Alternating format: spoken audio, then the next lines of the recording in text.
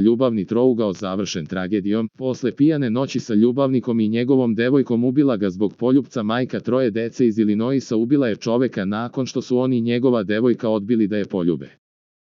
Claudia Resendis Flores iz Illinoisa ubila je muškarca koji je odbio da je poljubi nakon noći pijanstva.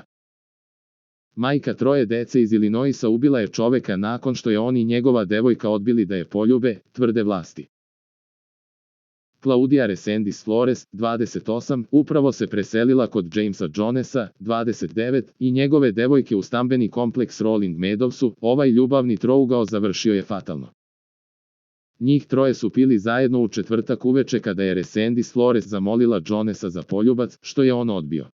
Posle je tražila i od njegove devojke da je poljubi i ona je odbila. To ju je razbesnelo.